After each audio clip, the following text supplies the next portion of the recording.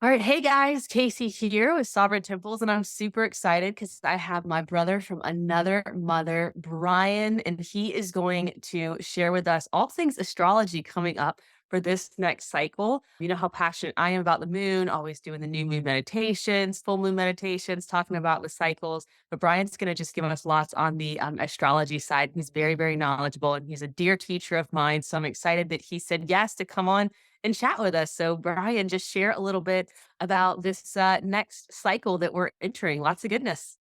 Yes, yes, lots of goodness, lots of goodness. Thank you so much for having me on, Casey. Hello, audience. I'm excited to be here. I've actually been studying astrology for a very long time now, over the past like decade, a little bit more than that. But during that time, I've been able to establish a very deep, intimate, and beautiful relationship with the planets.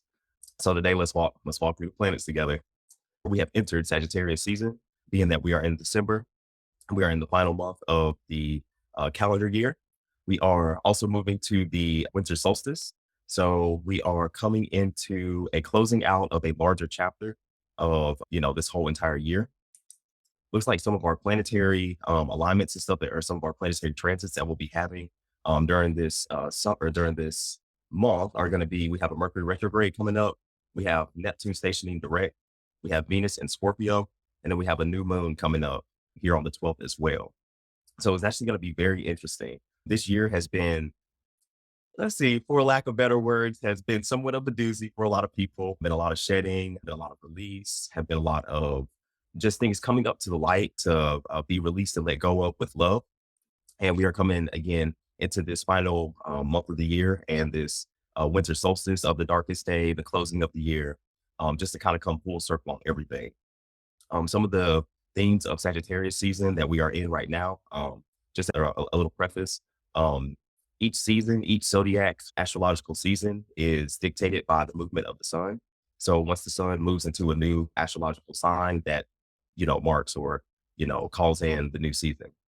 So being that we're coming into Sagittarius season or we are in Sagittarius season, some of the common themes or archetypical themes of Sagittarius include things like higher education, spirituality, long-term goals. It is a mutable fire sign, so it has to do with inspiration and divinity, and also changing up, being flexible and adaptable to reach your goals.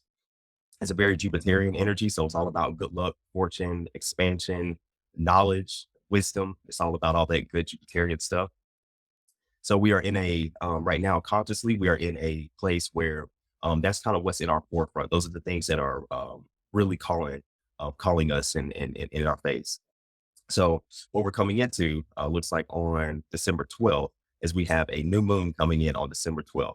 Personally, I'm actually very excited for this new moon. So a new moon is also another preface. The new moon is themed by when the sun and the moon are coming to what's called a conjunction.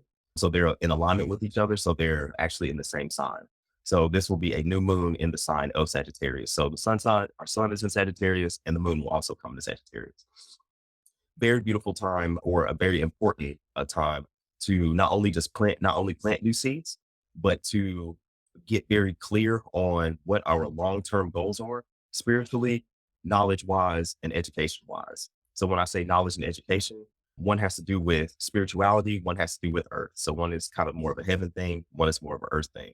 Skills, trades, just new things you want to learn education wise, and then also your spiritual goals. So certain things you want to release, certain things you want to accomplish, certain things you want to close out. All are being supported right now by the new moon of Sagittarius. So, and that is coming up on the 12th.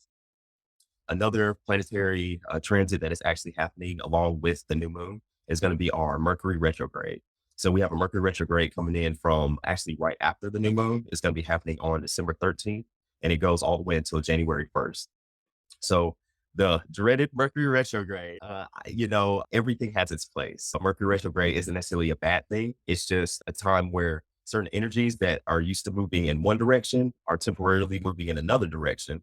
And if we try to continue to move in this direction, when the energy is moving in this direction, sometimes we can have a little bit of obstacle, a little bit of resistance.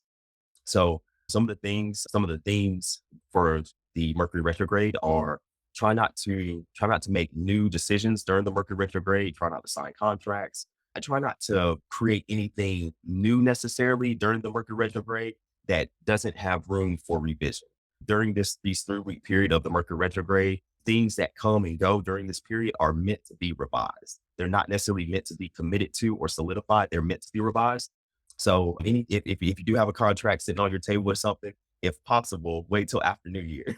Try to wait till after New Year. If you can sit on it, gestate and allow it to process for a few days or weeks. That will be very helpful. I have been one to make a mistake on that. I've signed a contract for during a Mercury retrograde, and it had to be revised. So anyway, today is our Mercury retrograde. It's also going to be in Capricorn, so it highlights the Capricornian themes and the Saturnian themes of building one step at a time, being serious, and also goals and plans. So all those categories may take a little bit of revision, but it's all to support your long-term goal, which we are getting clear on the 12th with the new moon.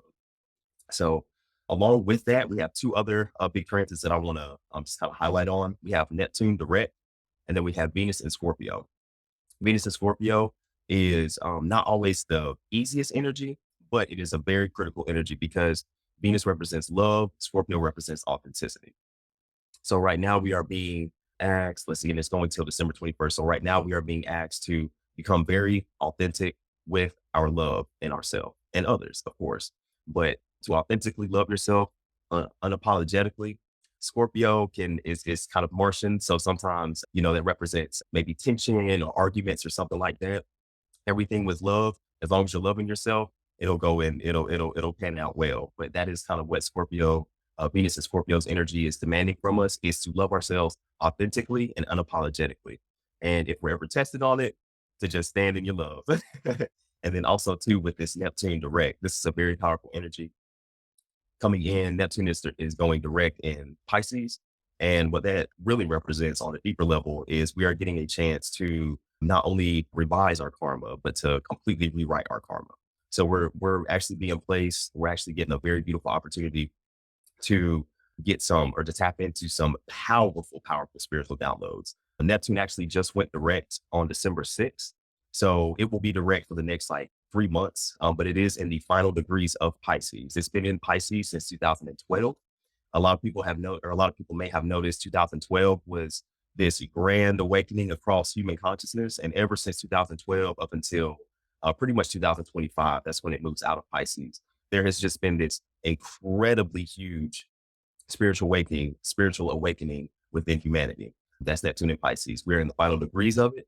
You can also see what's going on in the world with all the craziness and this, that, and other. And the new consciousness is what is coming to be the norm now. This is all a part. But anyway, so if anything comes up karmically, understand that you are past it. You have conquered it and resolved it. It is coming up to give you perspective and to release it with love.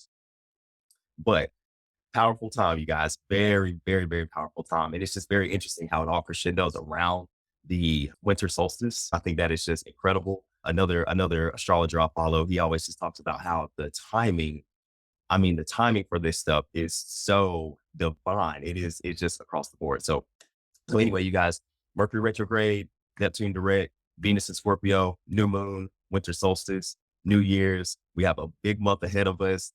Good stuff, good stuff. It's all Sagittarius energy, Jupiter, fire. Let's feel it, guys. Let's make it happen.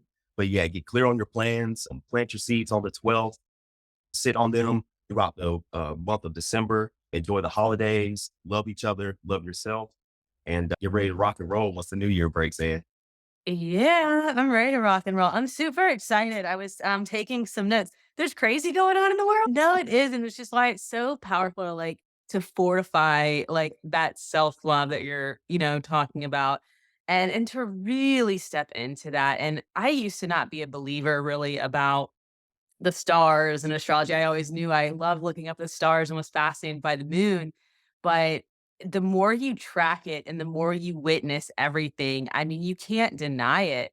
That's why I always invite everyone, like, start just putting the things to the test in your own life or start following moon cycles. Like, see if see what happens when you really start planning your life out in accordance with also the stars and put it to the test. So Love you, Yeah. Brian. Thank you. I can't wait to have you. I'm going to bring you every single cycle as the moon's shifting and what's going on. Cause, my passion is really the moon cycles. And so I'm going to invite you to come shine your light on all things astrology with what the Lady Moon is doing. So super thankful for you. And Brian, he is just so incredible, so knowledgeable. So we will see you again. And we just appreciate you sharing all your knowledge with us.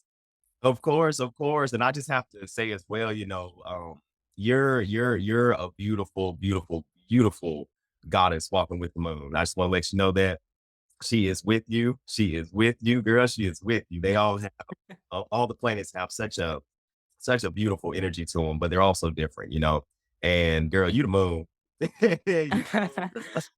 I'm that mood energy, no doubt about it. And I am. I'm excited too for anybody who wants to join us for a breath ceremony on the solstice at 12 p.m. Eastern Standard Time. I'm doing a breath ceremony virtually. So if anybody wants to join that, and you can bring your journal and just see and just write those nuggets down. Don't even have to act on them. After really a profound experience like a breath ceremony, I often tell people don't make any rash decisions immediately.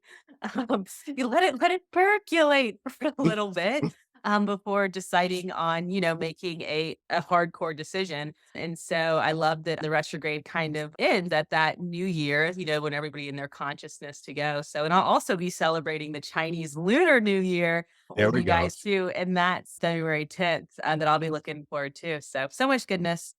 The moon and the Ah, stars. It's our home. It's our family. We're down here on Earth. I get to experience this dense form, but let's not forget that we are in this world, but not of yeah. it. And when we operate from where we're from, Mm, we can just be in that alignment, and just where we're heaven on earth is what we can experience, even with all this flipping chaos going on in the external world. We get to experience that heaven on earth. So with all of our challenges and goodness too, but it's just not the same the way that you look at things or the way that you move through initiations or things that may once have just, had you in a corner crying or throwing a fit.